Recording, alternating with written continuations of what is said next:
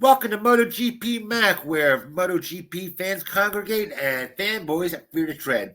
How are we doing this fine weekend, my friend? We're doing very, very good. We're doing very, very good. It's Oh, I beautiful should have worn Sunday. my Marquez shirt. Oh, what a pity. Huh? Damn, if I Yeah. knew what Well, it was.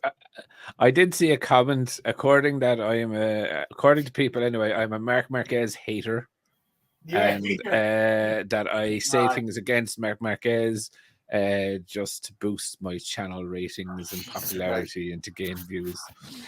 So We're about while as people can't, unbiased as you so can so be.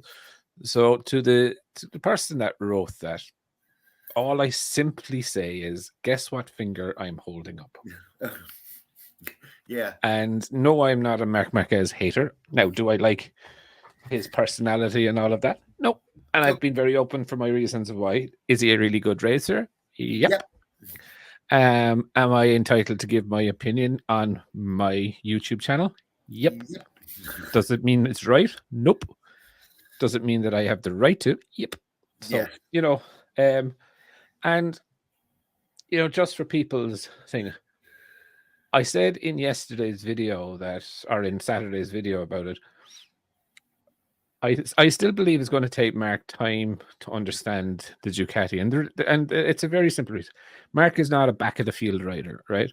No. And I do think he'll be up the front from the very start. But will he be, how would I suppose, the dominant factor straight away? And I don't think so, right? I think there's a couple of things where and why. I think in the Valencia test, I do believe he was riding a 22. And that's in my heart of hearts, right? I don't think he had a full-blown 23. And the reason for that is that Ducati did not update the chassis of Pecco's bike and Martin's bike. They updated only the engines, right? So realistically, that's 4 2023s that were taken out of circulation. Does that make sense? Right. Then also, left. so Bastianini and Thing also had their 23s and the 24 engine. Do you know what I mean? Right. So look, I'm not convinced 100% that Mark had GP 23s. I think he had 22s. With the 22s, obviously Mark is. Look, we don't need to talk about how good he is as a rider, right?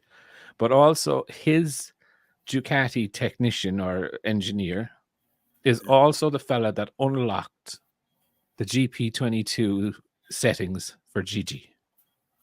Do you know what I mean? Not for what's his name? Gigi Antonio.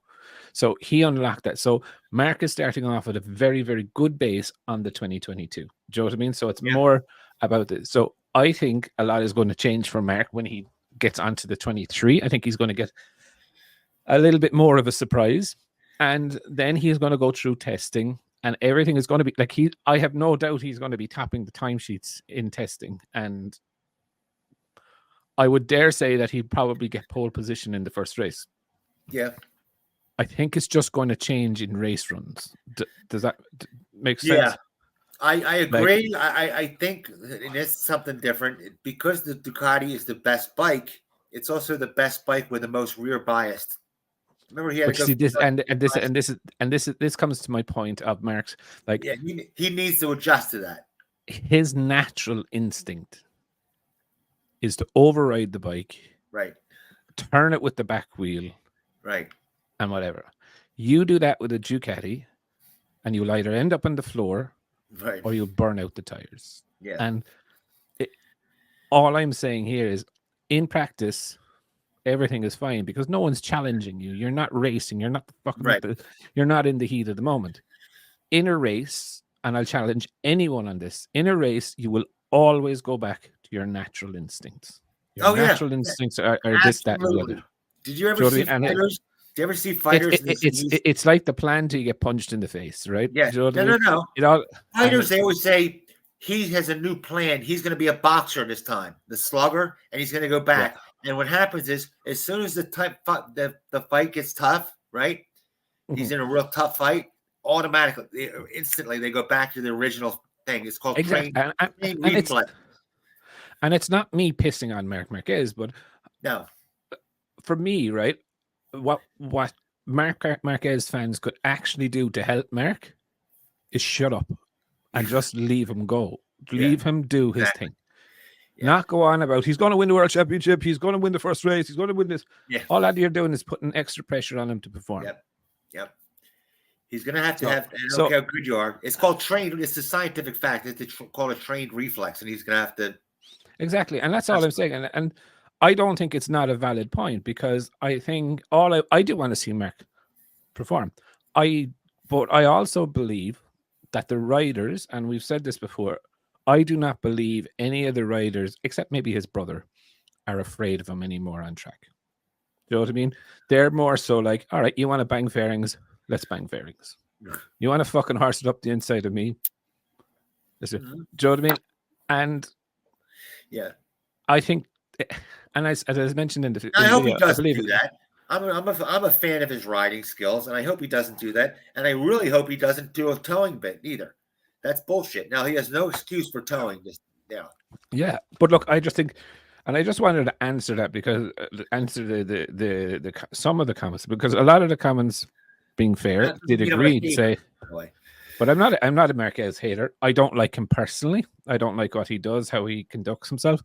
But that's neither here nor there. I will say, is he one of the greatest riders? He is. There is absolutely no doubt in that. But for me, I think to get him back to performing, there doesn't have to be the immediate, oh, he's going to fucking destroy the world because he's on the Ducati. He has a full year. Also, this is a fact, not to break in on you, but that the engineer is going to have to set his bike up different. And the engineer is going to have a little adjustment. But see, is that the thing? And there's so many ways that they can do this, right? That engineer can turn around and say, this is the best setup for a Ducati. You need to adapt to it. Right. And then Mark is going to come back and say, this is not the best way for my riding style. You need to adapt the bike to it. So look, there is a lot to do in this testing, right? Okay, they have a year's worth of data on that bike now, right? Right. So the engineers are going to come off a very, very strong point to say, this is how this bike needs to be ridden. Right. Do you know what I mean? So they're going to have to hammer out a kind of a happy medium between the two, I believe. And I know people and I know people will push back against my thing, right? So the way I'm going to put this is, like, if you look at the Aprilia motorbike, they can run fucking brilliant in practice and qualifying. Yep. And they fuck up in the race then because they can't run the lines they want to run. They can't do this, right? Mark is going to get into a dogfight. Like, if you look at Jorge Martin, we nicknamed him Bam Bam Martin, right? Yep. He will go fucking toe-to-toe with Marquez. Yes. You know, Binder will have no doubt go toe-to-toe. Oh, Jesus. Yeah. He'll use that back tire like a baseball bat. Exactly.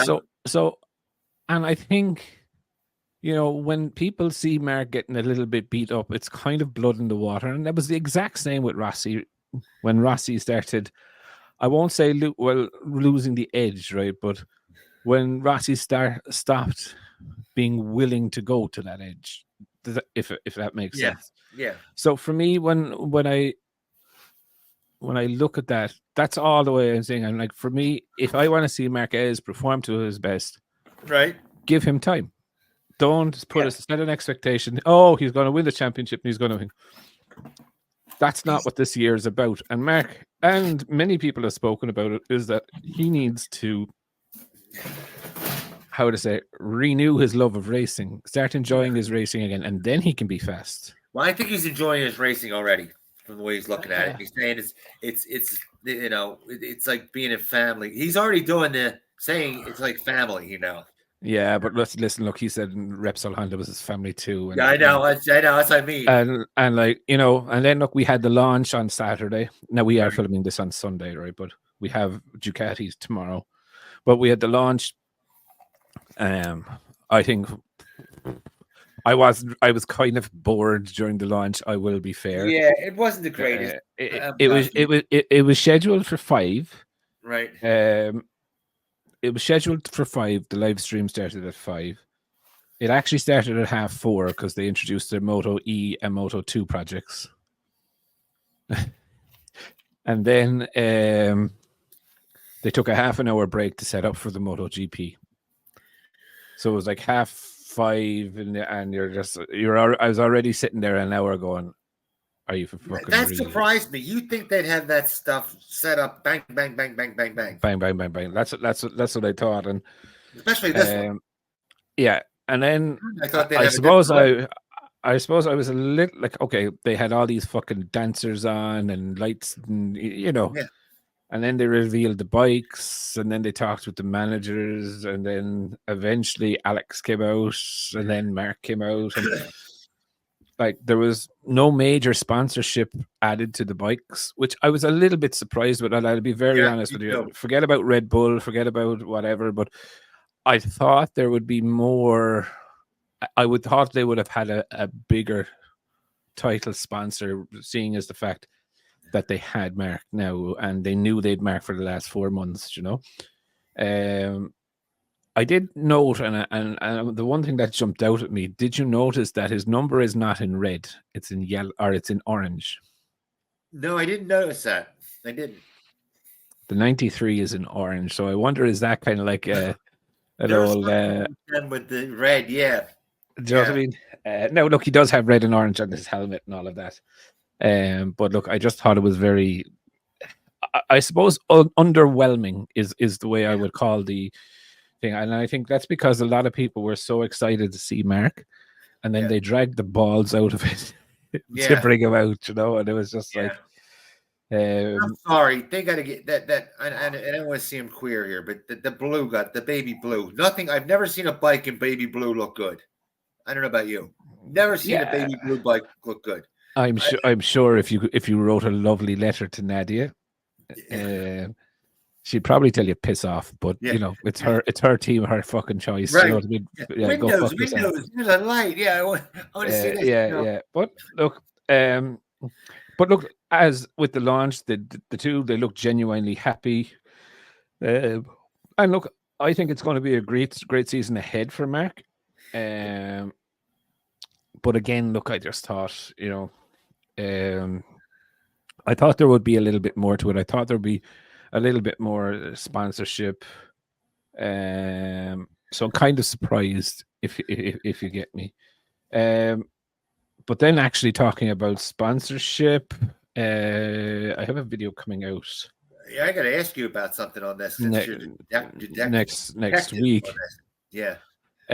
So Repsol and Honda are having a bit of a shit slinging contest. That's about to ask you that. That's exactly what it was. Yeah. So as we know, during 2023, Repsol and Honda decided to continue their partnership for the 24 and 25 season. And it was actually, sorry, I correct myself. It was for the 24 season with an option of 25. Yeah. Okay. But part of the terms and conditions of that particular contract was Marc Marquez being present within the team. Yes. And the fact then when Mark 4 or 5 months ago announced that he was leaving, triggered a clause of renegotiation and financial terms and also involvement. And apparently the shit has hit the fan within that renegotiation. And long story short, as Mark was leaving, they made an offer, Repsol made an offer to Honda, which was substantially lower and wanted less involvement, but also still wanted to be a prominent position on the bike. Right. So Honda went back to them and basically said that the offer that you've given us is not really reflective of wanting to be a serious and get a prominent position and yada, yada, yada. So my understanding is that Honda gave them a schematic or a drawing of the new livery of what it is to be. And apparently the bike is red, white, and blue. Yes. With a Repsol badge. So basically, he's not going to go. It's not going to go over well with Repsol. Let me tell you. Which and it hasn't. Now look, they are still in negotiations. Now, personally, for myself, I am not a Repsol Honda fan. Well, look, I think the livery is iconic, right? It's an iconic one of those Castrol Honda type. I'm not even liveries, a Repsol oil fan, to be honest with you. Or a Lucky Strike Suzuki. Do you know what I mean? There is some liveries out there that are iconic. Do you know what I mean? You put yin to your yang to fucking whatever, or fucking bread and fucking butter to Joe to the, and so I do find it a shame that one of these ones that but where I find really, and what I also know is that there is no final sign off on delivery for the bike. There's no final sign off for delivery for the riders' equipment and team wear, and I think from my understanding is that Honda want to go back to the red, white, and blue now because Repsol have pissed them off. So they're saying, well, we'll just like it is one of their things that they wanted to do was to go back to their corporate colors. You know what I mean? Yeah, but I genuinely think Repsol came in with a silly offer and Honda said, well, look, fucking screw you, right? So that's it. You know what I mean? Look, we don't really want to pay for it, but we're going to fucking pay for it now to teach you a lesson to say we're in control. Because look at like the Repsol oil cans and things, right? Okay, that has the Repsol, and then it has Marc Marquez on the bottle. So they're looking at him as the selling point, not the bike. Yeah, but they're seeing their product in his hand, right? And like there's been a lot of Repsol and Honda collaborations outside of MotoGP as well. You know what I mean? And other disciplines of motorsport. So there is a big tie in there, but I think it's just a very interesting thing that this has come to light. Like my view of this should have been fucking put to bed months ago. Yeah, months ago. And I thought it was. Didn't you? No, it was the original deal. But I think the original deal was put to bed, I think, towards the summer. And then Mark came out a couple of weeks later. In the summertime about Repsol, what would happen? We went, blah, blah, blah, blah. And I thought that was a done deal. No. Obviously not. But that's the thing is like this has been going on for months, and it's realistically, right? Like the shit show that's going to happen, right? It's going to be a PR disaster for one of them come 2 weeks' time, right? So 2 weeks' time, we have testing, right? And if a Honda goes out there with Repsol on it in a small badge or a big badge, or if it goes out fucking blank, it's bad for everyone. Do you know what I mean? It's bad for Honda, it's bad for so. But look, I do think now Honda are going to push the agenda that they want to bring back the red, white, and blue, go the corporate colors. Yeah. Maybe a new start. Maybe it's what they need. Do you know what I mean? After getting personally, for a PR deal, I would think so too, don't you? Erase it, wipe it clean, come back with this red, white, blue, and we're starting over from day one. Red, white, and blue. Davide Brivio at the helm. Pucci into retirement. Give him his golf clubs. Yeah, and look, I think it's quite an interesting thing, and it's definitely watched this space because it's definitely something very, very strange, and I still don't really understand why it's gotten to this stage. That should have been in my view. Dealt with. The other funny thing, I suppose, during the week is Luca Marini. He gave out a comment basically saying, I'm the right rider for Honda right now. And when I read it at first, I did start fucking laughing, right? And I did because I was like, I don't know. And then I started to think about it a little bit more, and it's kind of, actually, maybe he is. I don't know. I still don't have much in it. By the way, I saw him, and he's not as thin as a pencil as I thought.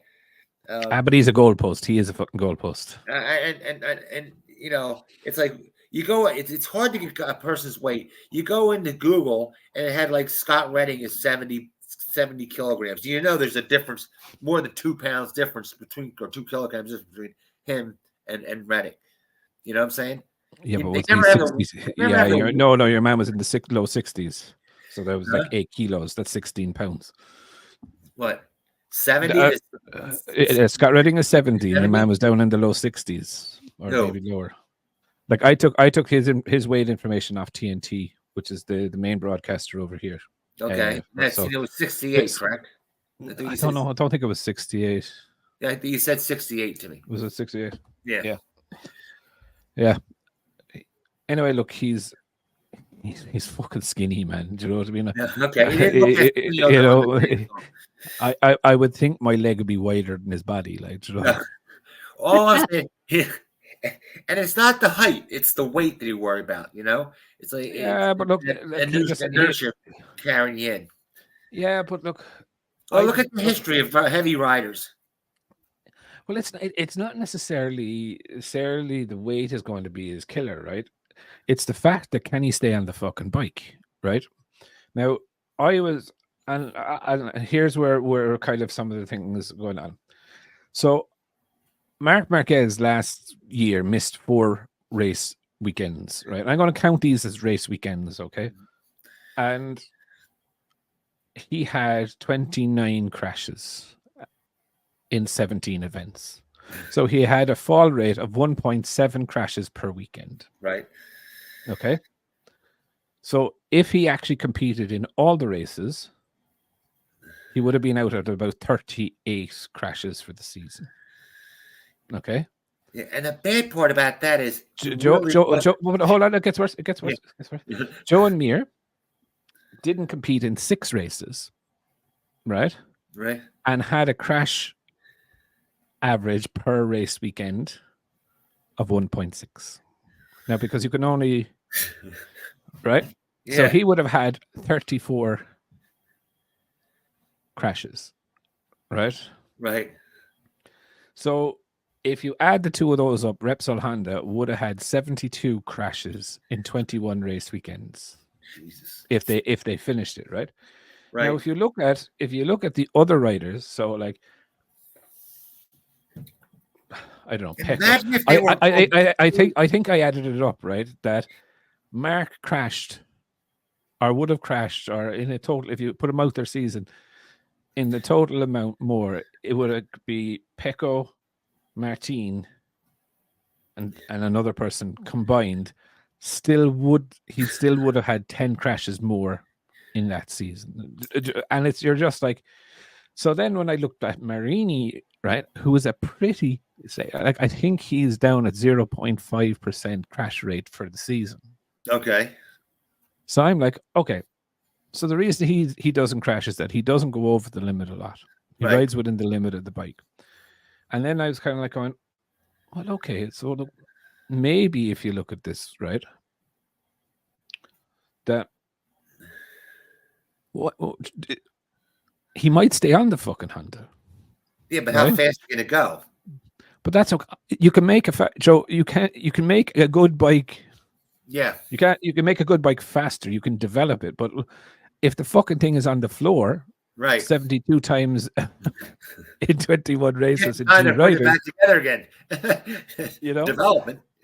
Put it back together. You know what I mean? Like the only development that is going on there is the fucking race engineers are getting faster at putting the bike back together. Yeah, exactly. I mean? Exactly. But, so kind of my point here though is that maybe because he is the rider that he is in the way that he approaches his racing, like he's not going to take any major massive risks, and that's what Honda need.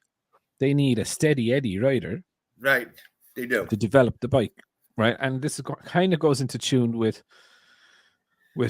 he's not an alien, and Marini is not. He's a world champion. He's a very, very good rider, and I'm not kicking him in the balls, but he is not a fucking alien, right? No. And you put an alien forever that they don't want an alien. They don't. If you don't have an alien, and then it forces Honda to make a better bike. It's you're forced them to do and it. I think that's where it is. And I think, like Mir, I was looking at it, and I still can't get over the fact Danny Pedrosa did 2 race weekends last year. 2. Johan Mir did 15. Was it 15? Yeah, 15. Who finished ahead of who? Yeah. Yeah. So Danny Pedrosa beat Johan Mir in the World Championship last year. So if they Danny Pedrosa did 2 race weekend. But you know what? If they're going to have to make a better bike, all right, they're going to have to get better engineers. They're going to have. They said they were going to go with the European engineers and phase out the Asian ones, but then they didn't. Then they sat on their hands. Now this is going to force them to either shit or get off the pot, because if they don't get the engineers, the European engineers, they're not going to develop that bike. I'll tell you that right now. Yamaha does. But Yamaha has better. Guess what? Yamaha has better engineers. Yeah. Yeah. Look, I think it's. Yeah. Look, I think there's a number of things. I think there's a massive wake up call now. Like Honda, financially and PR wise, are feeling a massive void losing Marc Marquez.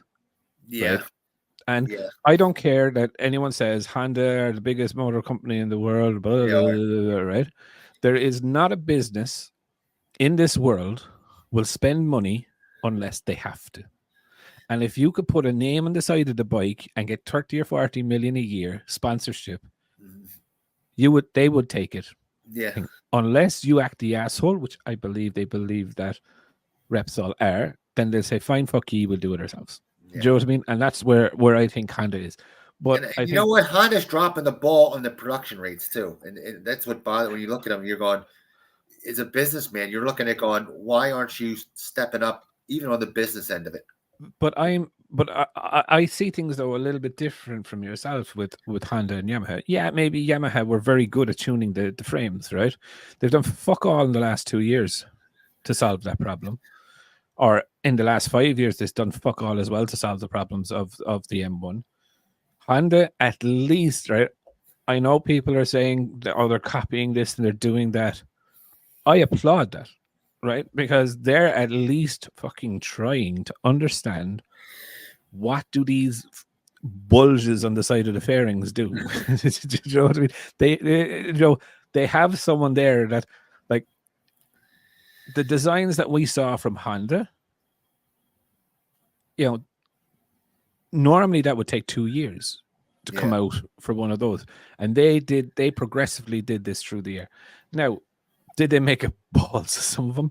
Yeah, like the downward duct thing that they tried to do with the big hole in the middle of it for where the exhaust was. Yeah. Of course, that wasn't going to work because you have a fucking hole there. You got to give them. They're trying. They're trying, and they have a lot of engineers. They're just not good engineers, Yeah, but look, I think I think that is a simple bit of direction for the engineers rather than fucking throwing everyone out. And look, for me, I still think the motor and all of that will be done in Japan, but I think all the aero and chassis development, I think I can see that moving to Europe very, very quickly. And Yamaha have started to do that also. So that tells me, like, the Yamaha aero developments that we saw in Valencia were not designed by Yamaha. Yeah, you realize that was done by a fucking company in Italy. Yeah. And you're just like, so I mean, it just like. Yeah, but Honda won't do that. Honda will have. We're going to do it ourselves. They will. Oh no! I'll tell you this now, right? No, hold on a second. Didn't they grab somebody? Any of their high performance stuff that they did for F1, 90% of that was done in UK. Yeah, in the aero, they've been grabbing somebody else, and I thought it was Red Bull, wasn't it? It was Aston Martin. I'd say they're in maybe it's Aston Martin that they're in cahoots with, because remember, and that was the thing that I showed you. Remember last week, and I called it out to you. You can have a wind tunnel, your own wind tunnel, in Formula One, but let's just say you're Red Bull and you get 600 hours of aero testing. You have a full fucking wind tunnel that you're paying for. Yes. And Honda come along, or whoever come along, or KTM come along and say, can we use your wind tunnel? And you're like, okay. Do you know what I mean? And they charge. Aston Martin is dying for that. They just that's brand new. That's a brand new. Yeah. So look, they need people in there. They need. Yeah, but this comes back to my original statement. What I said about having a sponsor on the side of the bike. If you can get a sponsor on the side of the bike that you don't have to pay 40 million, any company will do it. There's a company in the UK. They have a wind tunnel. They can only use it X amount of time. They have this amount of downtime. They have this amount of downtime for maintenance, this time the downtime where nothing is in it. Of course they're going to rent that time out. Why would they not? Do you know what I mean? Why would they not? Earn revenue back from the 100 million or so they spent on developing a wind tunnel. And not only there's a wind tunnel, they're a wind tunnel with a bunch of Europeans that are used to it and are good at it. You know? See, this is one of the ones that I don't know now, is that, like, for example, they wouldn't. Is their technical team in-house with whomever? Do you know what I mean? Like, we know Red Bull and KTM's. We know Red Bull are a section of Red Bull Racing is doing KTM's, but but again, we don't know, are they doing that in the wind tunnel? Who's operating the wind tunnel? But I still think it is pretty interesting. The other thing I do want to mention is, unfortunately, the news came through during the week as well about Anthony Gobert, the Go Show. He did pass away during the week. So thoughts and prayers are with him and his family. Huh? He was a young guy. He was fairly young, yeah. Look, but I suppose these things do happen, and he was an amazing talent. I'll be forever jealous of him because he rode one of my most iconic motorbikes, which is a Lucky Strike Suzuki RGV 500. It's that bike. I've seen Schwantz's one. Yeah. And it's the bike I want to have in my garage before I retire. I will never have that bike. I will end up building one. And I think that is actually my retirement thing. Of people ask me, what are you going to do to keep yourself doing? I'm going to build an RGV 500 out of an RGV 250. Mark my words. I will video it when I'm building it. I had the RZV Yamaha. Yeah. Before. Yes. No, this is going to be one of the ones that would kill you. The guy owed me money. I bought it for nothing, practically. How bad. But look, our thoughts and prayers anyway are with Anthony's family, and thanks for, I suppose, all the memories. Suppose is the main thing. There was another thing I wanted to go through as well today. Mark was one. Marini. Oh yeah, and as I said about Marini, I think it was pretty. Yeah, I do think he's probably one of the better guys that you could get, even though he did approach Honda directly himself. He wasn't poached, which I still find it very weird. He got a 2-year deal, and they wouldn't give it a 2-year deal to Miguel Oliveira. The other rumor mill that's going on is that Uzio has come out and said about VR46, and they're undecided on who they're going to go with next season. So I thought they hadn't. Yeah, that didn't surprise me. They've been up. I don't think they were solid on that for the last 6 months. You heard about them being unstable on that. They haven't said it. Well, no. Look, I think majority of the world believed that they were going to go Yamaha. It is a tie-up of Valentino Rossi, who is Yamaha's brand ambassador. Do you know what I mean? And it surprised me because Ducati doesn't want the extra 2 bikes. Remember? But they don't want the 8 bikes. They're going to be stronger with 6 bikes than they will with the 8. So. Yeah, I think they well, definitely logistically and personnel wise, it would suit them, unless a major regulation change comes in. It doesn't really suit them then, because, like, let's just say if all the regulations were to change for 2027, having 8 bikes on the grid would be a massive advantage then, right? But no, like I was very much so kind of the opinion that this was all sorted, that they're going to be Yamaha next season. Apparently, that's not necessarily 100% the case. So my understanding is Uzio is talking to KTM, and he is talking to Ducati and Aprilia, except Honda, all except Honda, really. They're like the red. You think it's me? No one likes Honda. I mean, now Uzio just said money.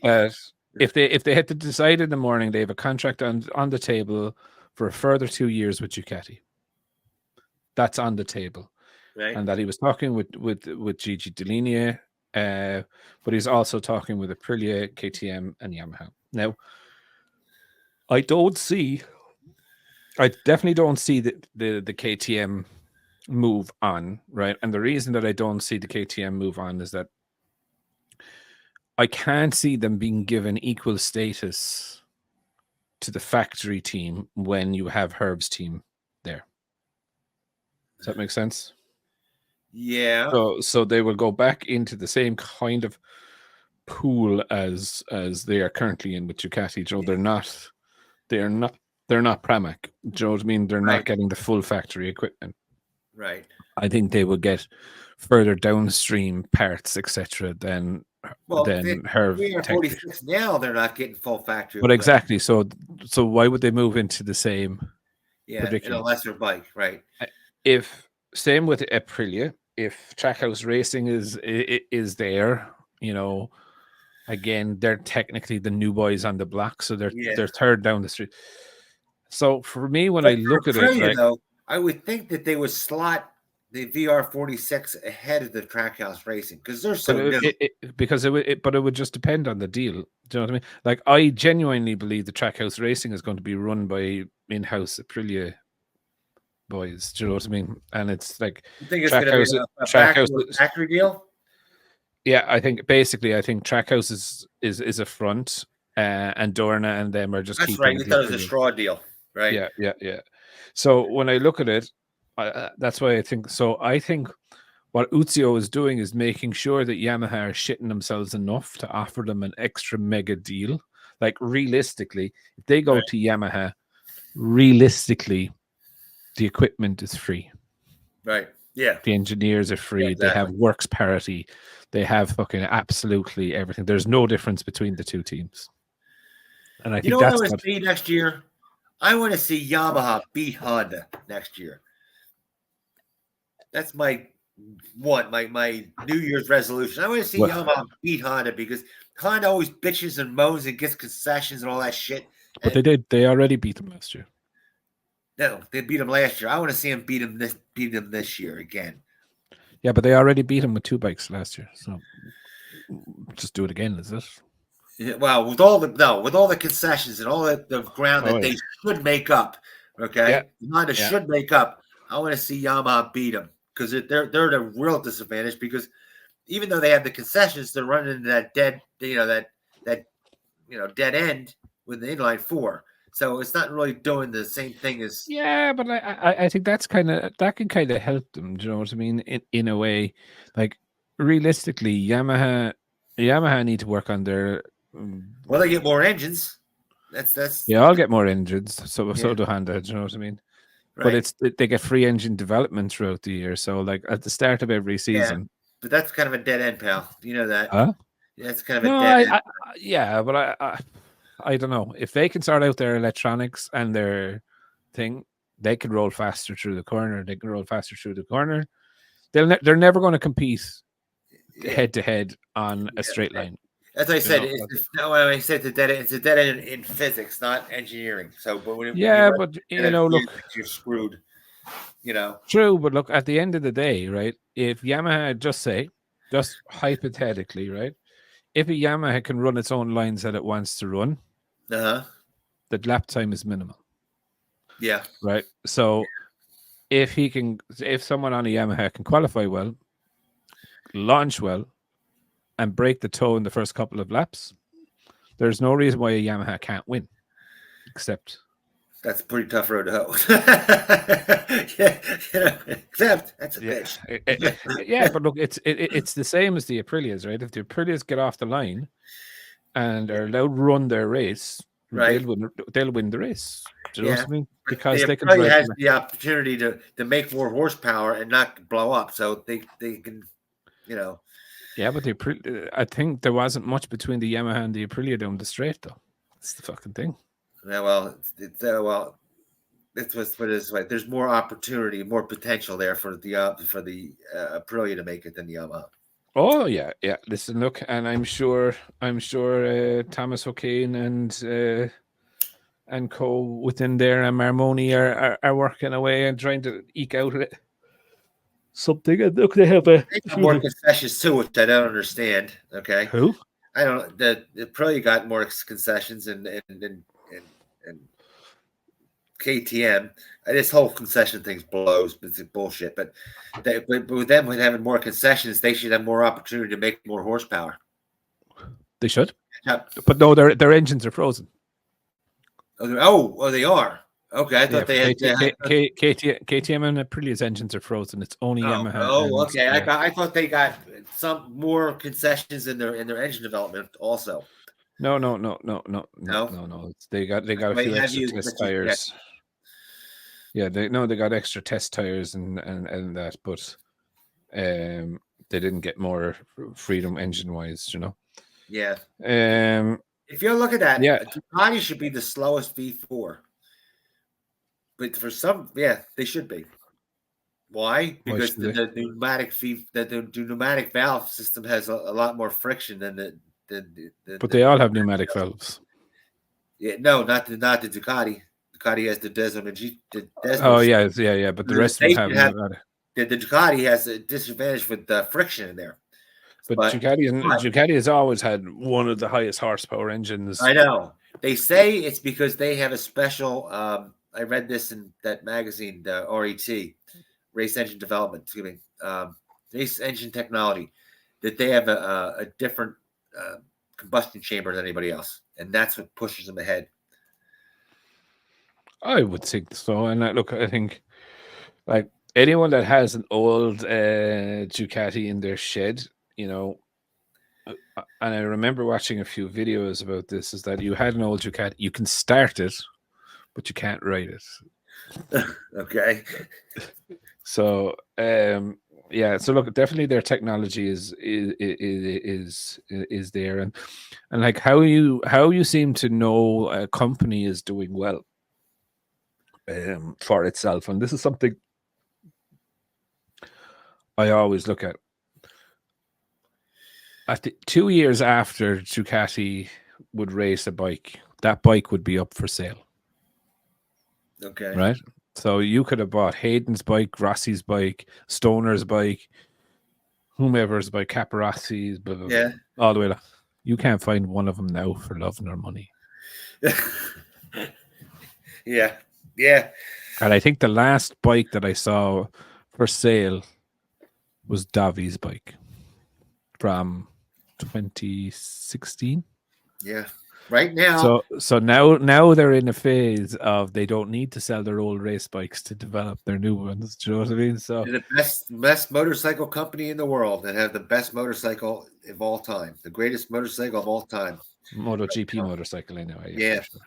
Yeah. Well, Christ, in the super bikes too. You got to admit. All right. I keep myself reserved in that, right? Because I like my Aprilia more than my Ducati personally. I personally think that Ducati and Bautista are unbeatable. All right. And I think the two of them just gel. Yeah. Right. That's true. And I think that is it. But I look at where is the nearest second Ducati, and it's fucking nowhere near it. Nowhere near. I know. So, that's why I said they should not have any restrictions. It's just those two coming together. Yeah. I agree. And that's what I think. And like World Superbikes will be interesting this year, to see how Top Break gets on. If anybody wants to see something that's happened before, and Dorna pushed Aprilia right out. You should have seen when Aprilia was winning the championships in World Superbike. The RSV4 was walking away from everybody like they were tied to a post. I mean, the difference in speed was unbelievable. I remember one guy, get this, he's coming out of a corner, goes off the track a little bit, like gets cockeyed, right? Mhm. Didn't he still pass 3 other people in front of him by the time he hit the next corner? That's how fast they used to be. Yeah, but look, I'm sure Then there was a political agenda on both sides there, because it was not all Dorna forcing them out. There was a major shoved it up their ass on there were major issues leading up to that. It wasn't Dorna just turned around and said, "Oh, you're too fast. We're going to slap you." Fuck, it wasn't. Excuse me. Hell, it wasn't. They just shoved it right at their butt. There's no other. I did read up, and there was other friction points that did arrive before before they left out. The other thing, I suppose, as well was after the thing, because I'll be damned if I remember if anything happened other than they put in restrictions. Then when they left, they put them right back on. They lifted it. Yeah. Now we have testing coming in 2 weeks. And obviously it starts off with the shakedown test in Sepang. We're going to see all the Honda riders, all the Yamaha riders for sure with the test riders. Rins is expecting to be very, very busy, and I see Rins as a major threat to Fabio Quartararo. If I'm very honest, I really genuinely do. And I'm a Quartararo fan. He's my favorite rider. Yeah, I think it's going to be pretty interesting because, Rins is not afraid to crash. He's not afraid to go but his style on a bike is just phenomenal. Do you know what I mean? And he proved by riding the Honda and winning on the Honda, he could fucking ride anything. Do you know what I mean? And I thought his comments about Yamaha were funny because Fabio and they would say the Yamaha was way too aggressive, the engine was too aggressive. And Rins is like, no, it's not. No, it's fine. Now, I get it. Yeah, he just came off a freaking Honda when he's like, "What? That's man. That's a walk in the park." This is Cadillac country. Yeah. But no, I think he's going to give it to Fabio, and I think Fabio's going to not like it. Do you know what I mean? Because like he's used to being the man in the garage, and Rins kind of comes in as like, okay, and I think the dangerous thing for right now is that Rins has brought his engineer from Suzuki, who was with KTM or Gas, with him to Yamaha. Mm-hmm. So he knows what he wants in an inline 4. He's already made some changes and requests to Yamaha to change a couple of bits and pieces that they were working on in Suzuki and was working very well, according to Rins. Mm-hmm. So if Rins goes out there and puts fucking manners on Quartararo, we could have a great fight, I think, and we could see a Frenchman. I would think leaving the team not because the bike is not performing, is because he's not the golden child anymore. Oh, I don't know about that. The paycheck is too good there, and he spends too much money to be, if he's leaving, I don't know. I think he's gonna have to go to a big paycheck. He just pisses money like. I don't know. I think he'll be going somewhere like. I think he will go to Aprilia. I'd love to see him in Aprilia. Aprilia has a bike that can win the title. They need a rider. They do. Yeah. It's like they need that alien, and I think he'd be the right person for it. Now I'd love to see Rins there too. And I said that last year, but I think it'll be fairly interesting. Now look, it's only 2 weeks away. We're going to see all those riders out there. Personally, myself, I can't wait to see it. But yeah, I think it's going to be a pretty intense couple of days out on track, if I'm very, very honest. Yeah. The other thing as well is about Jack Miller. Like Jack's getting a lot of criticism about. So, and I'll be very honest. Jack has to pull up his socks this year, in my view. Yeah, he better. He's not doing too well, and his PR is not. He's not getting a good PR out there. Let me tell you. Well, yeah. Look, he is definitely getting ugly. He's definitely the rider I want to go for a beer with. Yes, right? Exactly. Out of them all, he's definitely the one I definitely have a few beers with.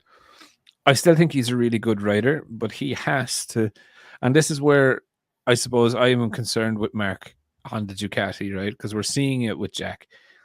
Jack has struggled to adapt his riding style to how the KTM wants to be ridden. Jack burns the tire immediately. Now he did this in the Ducati as well. So he did that in the Ducati though. But he didn't change. So he hasn't changed his riding. He hasn't been able to adapt his riding style. Both bikes though, and he also the same thing. He's running. He always runs the soft front tire, just like he does the Ducati. Yeah, like his thing is he didn't change from the Ducati. He's staying along the same lines and a different bike. Oh, I know that, but that's my point, and that's why I was saying about Mark is that Mark will have to adjust his natural instinct not to be Marc Marquez. Like Jack can seem to make that adjustment on KTM that what he would get away with on a small bit on the Ducati, he's not getting. Like the KTM is exposing him within 5 laps, where maybe it was 10 or 15 laps on the Ducati. So that's where I'm kind of talking about is that he needs to function up, but like he needs some good results in order to make sure that he's there. Like I would firmly believe if Acosta does any sort of way good this week or this year, it will be Acosta in the works team. It has to be. Do you know what I mean? The following season. So Acosta is a huge question mark in my mind. He is, but if he shows anyway somewhat of potential, they will remove Jack. Oh yeah. Jack's hanging on there by his fingernails. He is, yeah. But okay, it was a 2-year deal. That was it, and the once the deal is up, the deal is up. Will he be kept on? I think he will, maybe down into Tech 3. So look, I just think it will be pretty interesting. So yeah. And but at the end of this video, I want to ask your opinion, especially on something that I did ages ago, and I think it can still run today. If you want to do it, go for it. So we're nearly there. Okay, 10 years ago, right? I was going to. I was an awful lot prettier. Yes, go ahead. Well, 10 years ago, you have the king of the baggers, right? Yeah. 10 years ago, that wasn't around. I was going to promote a type of king of the baggers run. So I said 10 bikes has gone down with Bill France and to Daytona and trying to with NASCAR. I was going to call it NAS bike. Run 10 bikes, Harley Davidsons. You love this go fast, go left, right? At places like Talladega, Daytona, the big tracks as a support race, right? 10 bikes, turbocharged or pro-charged. Right. Like 250 horsepower, all the same bike, all the same prep. Like I said, everything comes in a bag, right? Mm-hmm. And then they run, go fast, go left, right? Yeah. You just got 10 guys. They don't have to be the best riders in the world. Let's not kid anybody. A lot of drafting, big set of balls on them. Mm-hmm. And you know what? They're going to finish this far away from each other. Okay? Yeah. Or go through each other. They're going to love watching their Harley Davidson bagger running 160 mile an hour and finishing 6 inches away from one another in 10 abreast or 4 abreast coming across the finish line. Now, when I first proposed this, the biker, the true racers thought, oh no, nobody's going to watch, something going in a circle. That's not motorcycle racing. I said, it's not motorcycle racing. This is a support race. This is for the hillbillies. This is for the go fast, go left NASCAR guys. But I said it'll be good for motorcycle racing because every time they go there, we have 100,000 people watching that. Okay, every time in America, which doesn't happen in America. That's we have Daytona and 10,000 people show up. Mm-hmm. I said somebody should, and I'm thinking somebody. I can't. I'm too old now, too beat up. But somebody should take that King of the Baggers and like a NAS bike, just like I had all the same bike, 200 and some horsepower baggers, just going around the track. Boom, go fast, go left. And a lot of drafting one right after the other. Guy goes from fifth to first to fifth, the sixth to 10th to first. What do you think of that? Listen, I'll watch two flies race up a fucking wall, right? So personally, myself, because you like NASCAR and you like bikes, and you're a classic bike racer. Well, look, I suppose I do watch the Daytona 200 on the bikes, right? And look, it is pretty cool, seeing them race around the banked oval. So this would they would never go into the infield. This is all. I know, I know that, but watching them going around the corners on the oval, because they do go around two of the corner, out of the long corner and into the straight. Mm-hmm. I think it is really, really cool. It would just depend on the speed that they're doing, and the reason that I'm saying that is like, as if they were doing 60, 70 mile an hour, you can kind of say, okay, yeah, that'll be class, right? No, if they're doing 160 mile an hour, 170 mile an hour. Yeah, so I think that would actually be a cheese grater contest, if I'm very fucking honest. One of them touches. Do I think is it dangerous? Yes. Yeah. I'm not going to say it's not dangerous. So look, as a series, yes, I'd love to see you watch the racing, because I actually raced mini bikes in a go-kart track oval. I don't know if you ever raced an oval, but racing an oval is far more difficult than you actually can imagine. I have, but you're gonna laugh at me. Worked lawnmowers, but anyhow, lawnmower racing, same thing as your go-karts. But I think the problem with the bikes on an oval is them touching, and if they touch and they hit the wall, there's no forgiveness there, and no. But now, they could do the because as I said 10 bikes, they could put the air fence along it all the way around.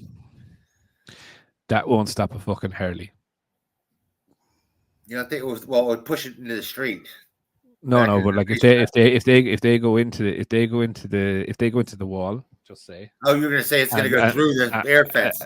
It'll puncture the air fence and the rider that's in between the bike and the wall. So, look, I think as a concept, I would absolutely love to see motorbike oval racing.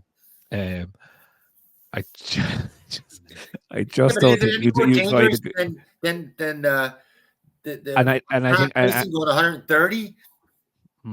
Is it any more dangerous realistically? If I'm going 130 at the dirt track. Yes, because you don't make a turn on the drag race. It's just straight. What do you mean? On a drag race, you're like, we're not drag racing. We're going in a circle. I know exactly, and that's the difference. Like, there is a concrete wall in drag racing, yes, but 9 times out of 10, you just go straight. You don't have to manage the turn, and it's you have 4 turns every circuit. Do you know what I mean? So turn 1, turn 2, turn 3, turn 4. So you have 4 chances of hitting that wall. Do you know what I mean? Where drag racing, you've 1 chance in 10 or 20 or whatever. Now, don't get me wrong, it does happen, but I would see this as someone clouting the wall, front end, flying up, hitting the guardrail. Those guardrails are mesh fencing. Do you know what I mean? And when the men were men and the sheep were scared. Did you ever push like something through a mesh plate? It doesn't come out. And if you haven't, people, just Google a potato ricer in use, and you will see exactly what that would look like. But it would like be mush, no lumps. But yeah, look, I do think it's a cool concept. I just don't think any sporting body would allow a racing league for motorcycles to turn in at 160 mile an hour on an oval. Don't get me wrong though. I think it's a cool idea. I could imagine it though. I do think you're right though. I think the NASCAR people would love it. Oh, they would go eat shit over that. Look, I've actually watched the baggers, and I think they're brilliant. Massive lumps of metal, and amazed at how the rider can get it over and back so quickly. I think that my idea was floating around for a while, and I was getting ready. And I think they picked up my idea, and then did a happy medium. Yeah. I think that was more kind of sports sanctioning bodies than anything else. You know what I mean? And I told him to do the turbochargers, not normally aspirated, to give it a little sizzle. Right. Yeah. But they are allowed to do it. But I was telling them they're allowed to do turbos on those. By the way, I would make it mandatory. Which? The like king of the baggers. Yeah. I would make it a mandatory turbocharger. Okay. Just to give it sizzle. So people go, oh, it's turbocharged, that type of thing, or supercharged. Have ProCharger, the company ProCharger, do you? Mm-hmm. Yeah, I'd have ProCharger. You get in there, have ProCharger, in every single one, on all the bikes. You'd be, oh, supercharged. That would sell the series a little more. It gives it some sizzle, like the old expression, "Sell the sizzle, not the steak." Yeah, I get you. So. Anyhow. Anyway, right here. Well, look, and on that bombshell, we will end it there. We have a lot of Ducati launches this week as well, so we'll keep up to date with those. But until next week, that Sporta 44. I swear to God, it's hard to pick up, guys. It's hard. You see me ask Max something, and I'll say, "What is this?" I've heard it before, but every time I see something on these Ducati hate, clickbait sites, I don't know if it's right or not. Even if they say something right, they lie so much. I don't know it's right. If they tell me the grass is green, I'm going to go out and check and make sure it's not purple. Well, look, they're wrong more than they're right. I mean, just do what I do. One after the other. Just do what I do and say I don't want to see this content. Then that way folks, you can live a happy life.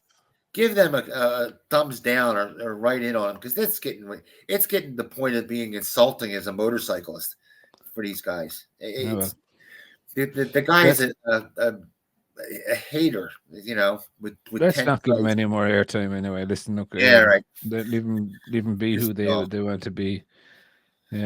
Personally, myself, I don't watch them.